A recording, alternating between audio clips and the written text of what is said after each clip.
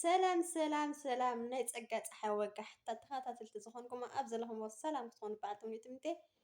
ሸር ላይክ ሰብስክራይብ እናገበርኩም ሰብስክራይብ ዝገበርኩም ደሞ ላይክ እናገበርኩም ዘምሕዋተይ ማዕረይ ንማዓንቲ ሓንቲ ሕፅር ልበለት ቪድዮ እየ ክዕልለኩም ሓንቲ ሕፅር ልበለት ታሪክ ማለት እዩ ቪድዮ ላይ ይቅርታ ታሪክ ማለት እዩና እታ ታሪክ ሳሲ እውን ክትለኒ خلاص ንባዕለይ በቃ ከመስግን ከም ዘለኒ በቃ እያ ተስፋ ትበኒ ማለት እዩና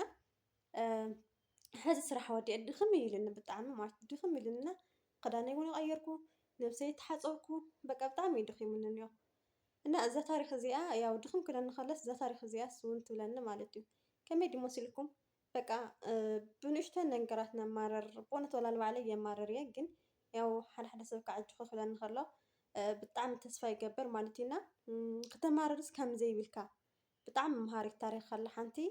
ክነግረኩም እየ ናብዛ ታሪክ ንኸይድ ማለት እዩ እና እዛ ታሪክ ክልተ ዝተጣበቁ ሰባት ነይሮም ማለት እዩ ክልተ ዝተጣበቁ ሰባት ነይሮም ካብዚቶም ተጣቢቆም ዝተወለዱ ማለት እዩ ካሊእ ነፍሶም ብሓደ ጥራይ ግን ርእሶም ከዓ ንንወይኑ ማለት እዩ ካሊእ ሰውነቶም ግን ብሓደ እና ካብኡ እዚ ሓደ ማለት እዩ ብጣዕሚ እዩ ዘማርር ምንታይ ከምዚ ጌርካ ፈጢርካና ምናምን እናበለሲ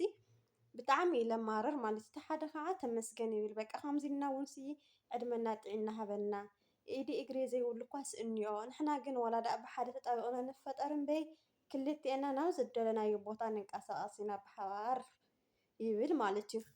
እና ኩሉ ግዜ ከምኡ እናበለ የመስግን እዚ ሓደ ግን በቃ ብጣዕሚ እዩ ለማርር ማለት እዩ ብጣዕሚ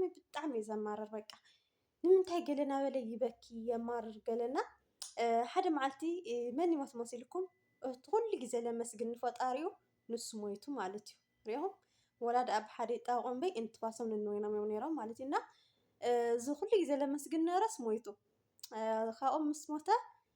እንታይ ኮይኑ እዚ ለማርር ነበረ ናይ ሓው ሬሳ ተሸኪሙ ነባሪ ኮይኑ ማለት እዩ ናይ ሓው ሬሳ ተሸካሚ ኮይኑ ነባሪ ኮይኑ በቃ ምክንያቱ ክቕበር ኣይኽእልን ምስኡ እንተጣበቐ ስለ እንተኾነ ክቕበር ኣይኽእልን እዚ ሓደ ለመስግን ነበረ ሓው ንሞተ ክቕበር ኣይኽእልን እቲ ከዓ ብሂወት ስለሌለ ክቕበር ኣይኽእልን ሃመ ኣቢልካ እና ናቱ ተሸካሚ ሬሳ ኮይኑ ማለት እዩ ካብኡስ ወይ ኣተ ኣምላኽ ለከስ ካብዚ ልገደደለኒ እዩ እሱ የመስግን ነይሩ ኮይኑ ይኸው ሞይቱ ኣዕሪፉኒ ኣነ ግን የማርር ነይረ ኮይነ ናይ ሓወይ ሬሳ ተሸካሚ ኮይነ እኒአኹ ካብዚ ዝገደደ ኢሉ ማለት እዩ ማለት እዩ እና እዛ ምሳሊ እዚኣስ ብጣዕሚ እያ እዛ ታሪክ እዚኣስ ብጣዕሚ እያ ናይ በቃ ከመስግን ከም ዘለኒ ትበኒ ማለት እዩና ተመስገንካ ፈጣሪ ኣምላኽ እስቲ ተመስገን ንበል ተመስገን እስቲ ኢልኩም ከምኡ ትፅሓፉ ኩላትኩም ማለት እዩና ካባና ንገደደ ስለሌለ ተመስገን ንበል